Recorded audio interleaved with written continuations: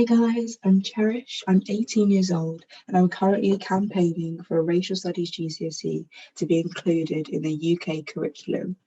I will be hosting the last episode in the Black History Month series.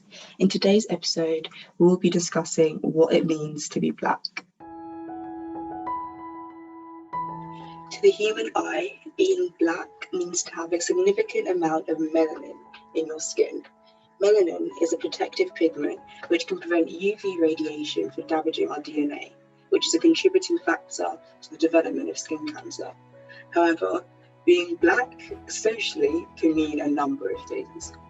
Physical differences in the skin colours of human beings have been used throughout history to segregate members of society, both economically and politically. As a result of slavery, strict social divisions formed amongst those with opposing skin colours. All darker-skinned individuals were often referred to as coloured. Now modernly, the term person of colour is used to represent someone who does not have Caucasian origin or appear to be white. The terminology used to describe people with darker skin tones have developed over time. In Asian countries, as well as within the Western world, the term Negro, meaning black in Spanish, was often used to belittle and oppress. The word became so ingrained within society that most Black Africans also described themselves as Negroes. It was argued that the word was a tool to make Black people feel inferior, hence many racial slurs originating from the word.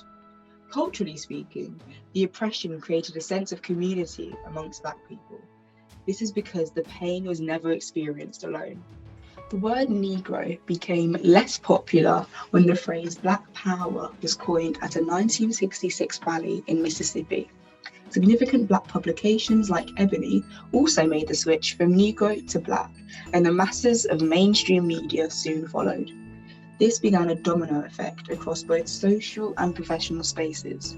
Historians argue that using Black instead of Negro enabled a greater sense of Black pride and helped organisations move away from the degrading history.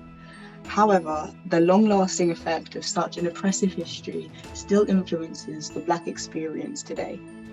Music icons such as Jay-Z have used their artistry to share their own interpretations on what it means to be Black.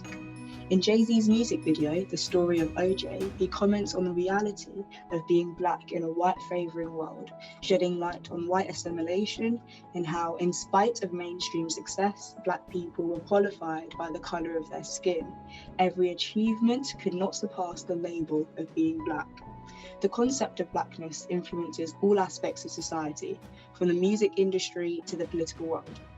Before the 2008 election in America, Senator Harry Reid apologized for making a comment that Barack Obama could only win in part because he was a light-skinned African American with no Negro dialect.